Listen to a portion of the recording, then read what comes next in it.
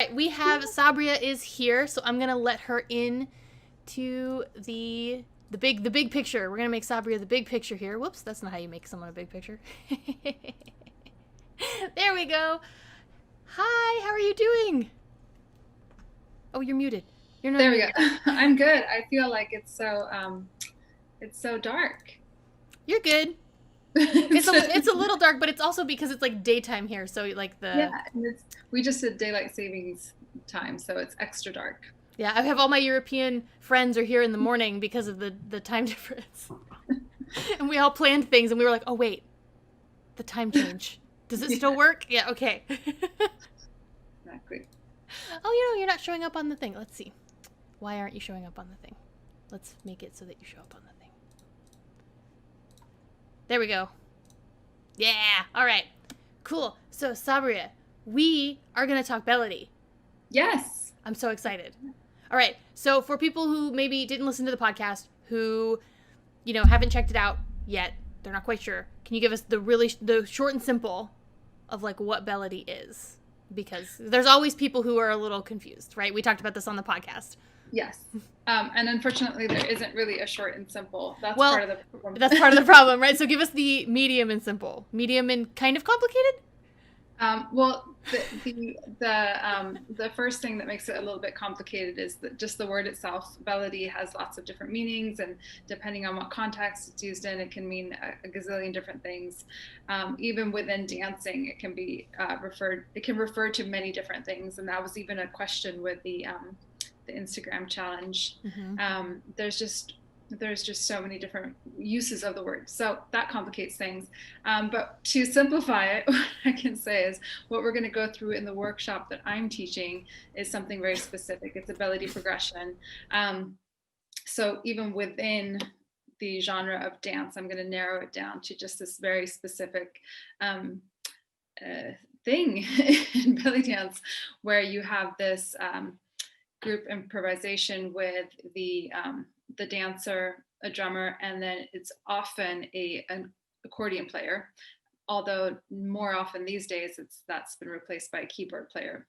And it's this sort of beautiful on the spot improvisation. Now, of course, many of those songs are recorded, and so people perform this style of dance to recorded music as well. But it comes out of this improvised scenario, which is just makes it extra exciting.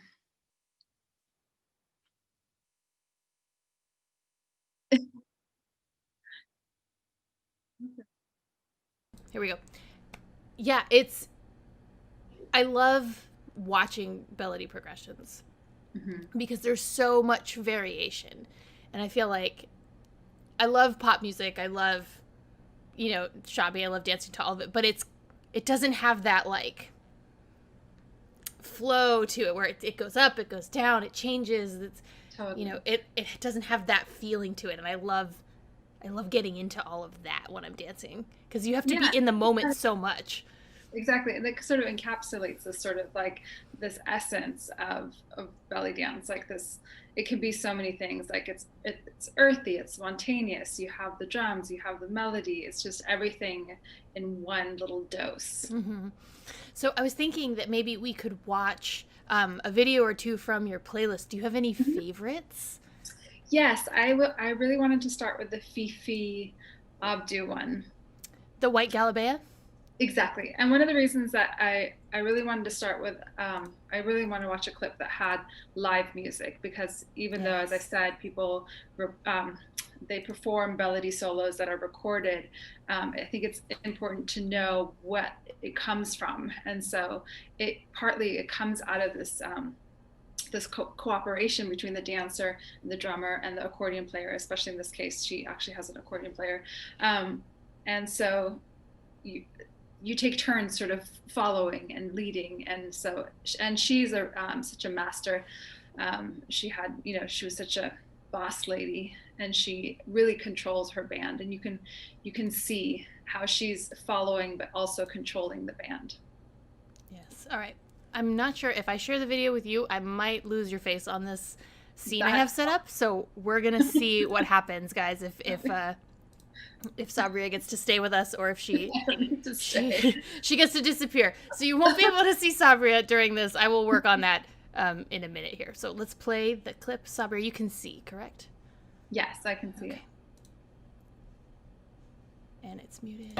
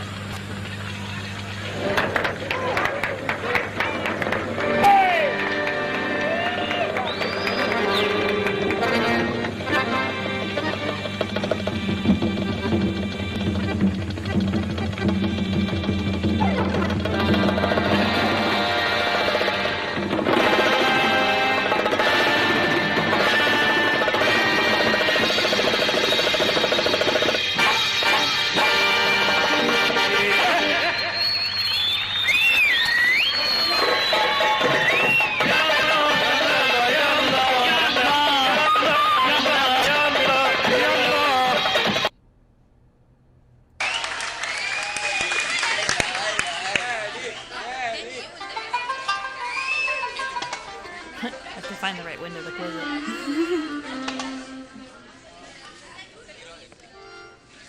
Are we going to talk about the first one? Yes, I'm just, I moved it over here. I was like, I can't find the window to stop the...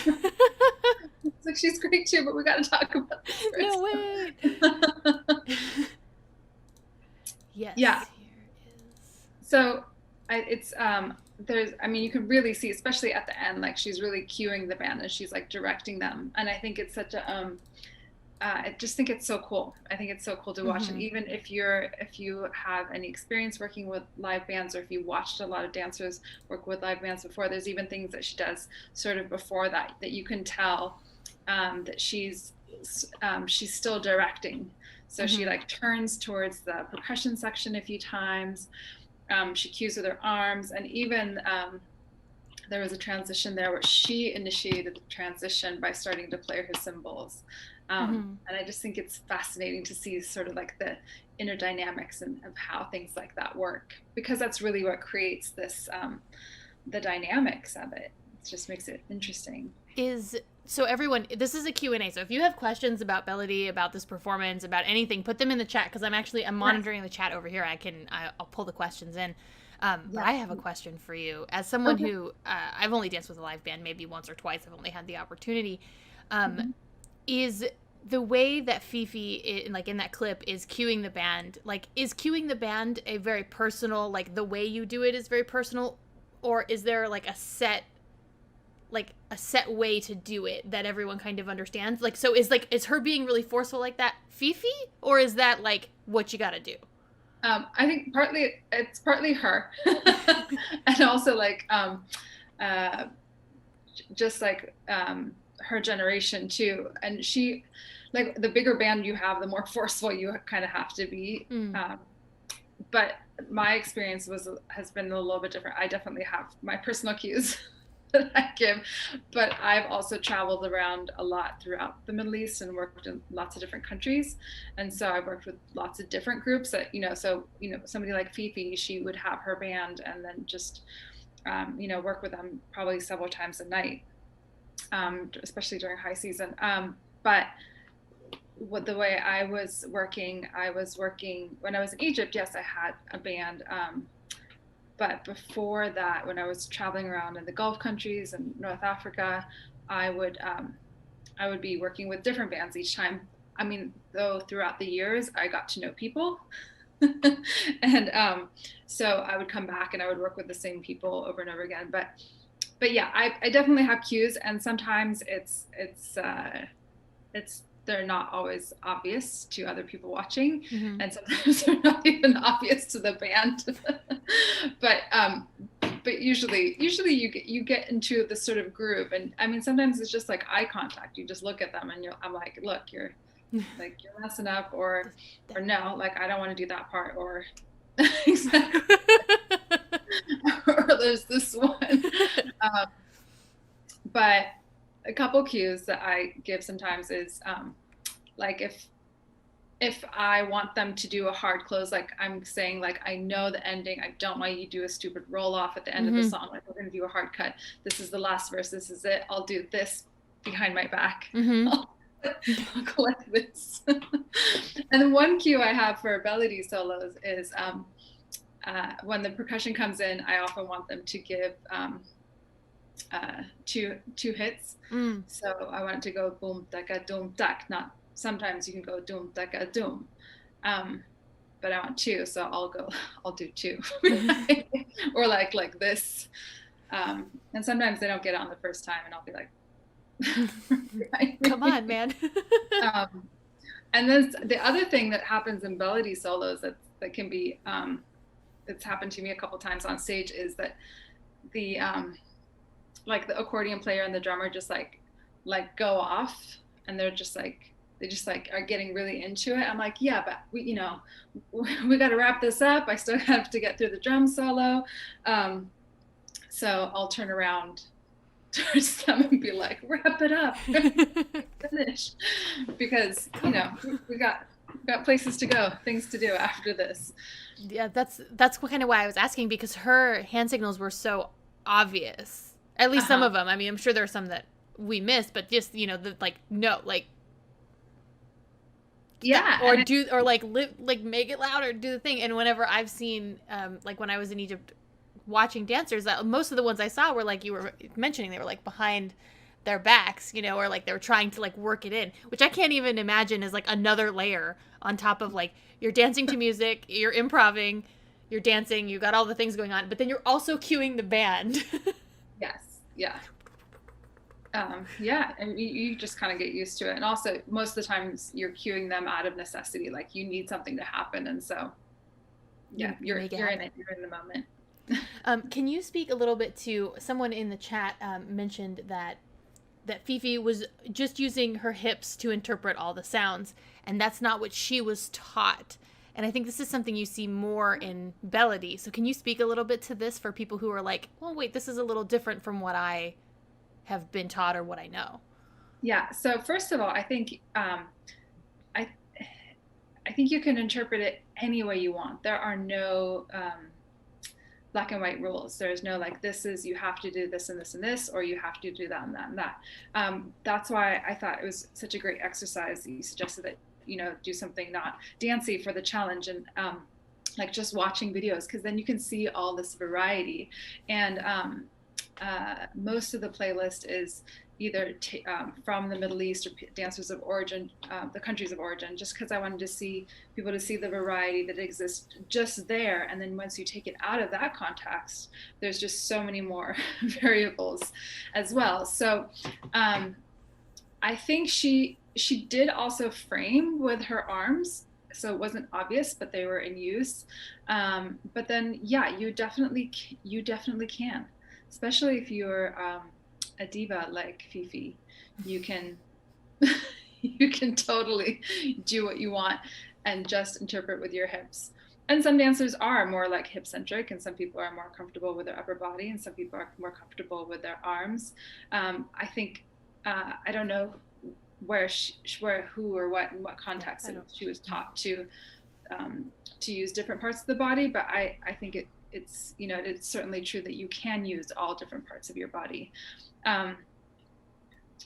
So, and I love that like Fifi can do that and it's still so gorgeous, right? Like it's mostly her hips and that's it, and it's just like wow, like totally. And actually I'm thinking of other people on that in the playlist. I'm pretty sure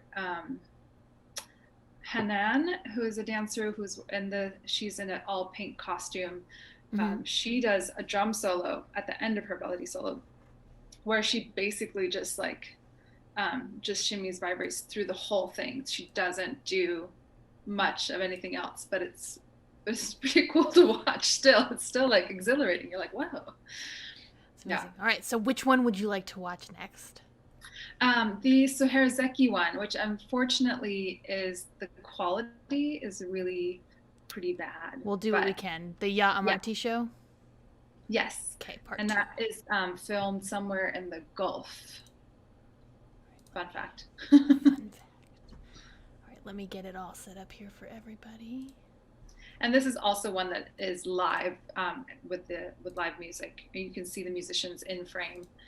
There's not quite as much, but even Soherzeki, even though she has a totally different persona than Fifi Abdu, she was also still boss lady. Don't ever be fooled. I think you kind of have to be a boss lady, right?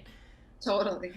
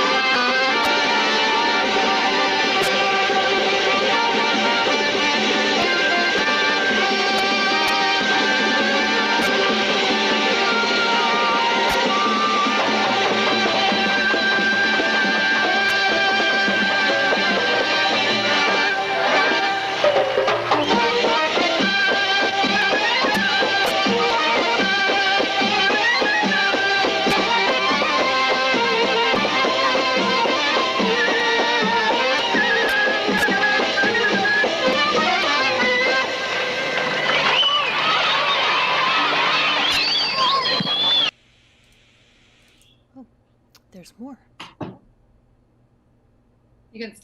Oh, does it It's just just replay? for some reason, yeah.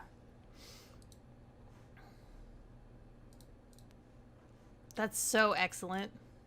And it's just this, I mean, the playlist that I have is just it's a relatively short list. I mean, there's more to be found out there, but I thought it would be a good place for people to start. It absolutely is. And everyone who's listening, if you want access to that playlist, you can go to thebellydancebundle.com/podcast and then find Sabriye's episode on there. And I've linked it up in the show notes for that episode, so you can get straight to it. Or you can just search YouTube for Beledi and Sabriye, and it'll come up. That's a really great way to jump in and do some research. I know a lot of people were jumping into this during the challenge and finding all kinds of videos that they really enjoyed. There were several people, I think Jasenia is on that list. Yes. And several people were like tagging Jasenia, and they were like, my new favorite dancer. She's amazing. She's great. So what's your favorite thing about that particular performance? About Suherzaki's, the one that we just watched.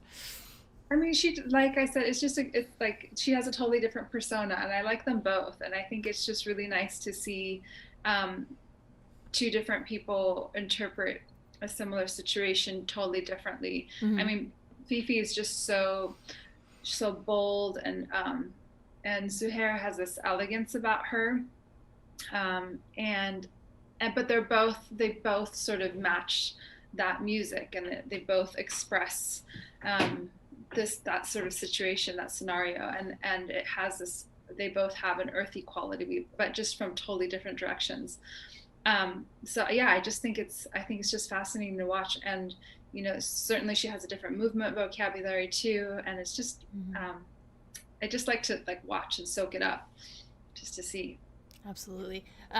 Lorna has a question in the chat. She asked, are performances with a live band choreographed at all, or is it all improvised? That's a great question, because what happens, or at least what's happened for me, is that there'll be certain things that I will be kind of loosely choreographed. Either I come into it that way because I've danced to the music canned before, and I have this sort of expectation of what I want to do, or just dancing to the same music over and over again. You sort of develop these habits that turn into little choreographies. But like I was describing earlier, I moved around a lot and worked with different bands. And so each place was a little different. So you get used to doing something one way, and then all of a sudden you're working with musicians that don't accent or highlight a certain part. And then you have to you have to change it up, which I think is a good thing to keep in mind when you're dancing to recorded music. If you ever then dance to live music and you think you know the song, it's going to be different. And so you sort of have to be open to changes and open to react spontaneously to what happens. You can't do that thing where so many of us do when we're dancing to like recorded music, where we just kind of stop listening and we're just, running through the moves and hoping they line up because something's going to come out of left field, right? Exactly. Yeah. So I would say on average, probably 85% of my show would be improvised. Mm-hmm. And the stuff that was choreographed was sort of almost like a placeholder. I'm going to do this unless something else happens. It's marked in there. Yeah. Kind of. And then sometimes often I would work at a place for a month or 2 months. And then by the end of the month, the show was going to look really choreographed. Mm-hmm. But that's just because we were working on similar songs or a similar lineup for over a month or two. So, but then you go to the next place. And it starts all over again. All over again, yeah. All right. Amber says, thank you for letting us know. She's always wanted to know what the process was like with a live band. Oh, yes. And I do talk more about it in the workshop as well.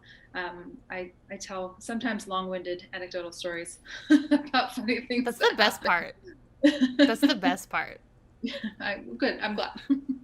So everyone, if you have not already bought your bundle and you don't already know this, Sabriye is doing a Beledi solo progression class as part of the dance bundle. It's part lecture, part dance, all fun. Right? It I cannot wait. It's going to be, I believe, at the end of January, early February, somewhere in there. And that's one of the things this year with the bundle I'm really looking forward to, is having our classes kind of doled out over the next several months, so like we get to keep coming together and dancing together and learning together with our wonderful contributors. Sabriye, thank you so much for putting this together and for being part of the bundle. Can you tell people a little bit about your workshop? About my workshop? Yeah, tell us what we're gonna get into, because we need to know. Yes. We need to be, the anticipation must build. So we are going to be looking at the different sections in the music, and more importantly the transitions, because those can be tricky. They're not always clean cut either. They can kind of like go back and forth a little bit, and we're going to look at different types of movements that go in each section, even though, as I said, there's no black and white rules, but we're even going to play around a little bit with that, and then also get into some improvising tips and ways to sort of refine your improvising, because it can get overwhelming. So just little tips on what to work on and where to start. That's great, because so many of my students, like I prefer improv to choreography 100% of the time. Like if I have a gig and there's a DJ, I'm like, you just play something. Just you pick the music. I don't even care. I don't. And they'll be like, well, what if you don't know? I don't care. Like just play something, because that's my happy place. I've never heard this song before. I'm just going to go have fun. And my students look at me and they're like, what? No. So I love that there's, you got some tips in there to ease into it, because it really is. If you've never really worked on improv before, it can be so difficult to suddenly have the whole song to play with. Totally. And your whole body. You just don't know which end to start in. Absolutely. Sabriye, thank you so much for your time. Thank you for coming on. Anybody, if you have any questions for Sabriye, this is your last chance. Put them in the chat, because then we're gonna stick around here. We're gonna do our next student showcase, which is gonna be awesome. We have 4 amazing dancers from our 21 days of belly dance. I keep calling it a student showcase. It's not a student showcase. They are participant showcases, because several of these people are like advanced dancers. I mean, everyone's an eternal student, but you know what I mean. Oh, man. Yes, everyone loves that the bundle is staggered. It's like a birthday present each month. All right. It looks like we don't have any more questions for right now. Anybody has a question that they come up with later, they can always reach out to me. And thank you, Tiffany, so much for doing this. It's always so fun. It's got to be fun. We got to have a million balloons. Right? I said earlier, if it's not extra, it's not the belly dance bundle. So we got to be here for the party. Thank you so much for your time. And I'm going to switch over. We're going to show off. We're going to talk a little bit, and then we're going to do the student showcase.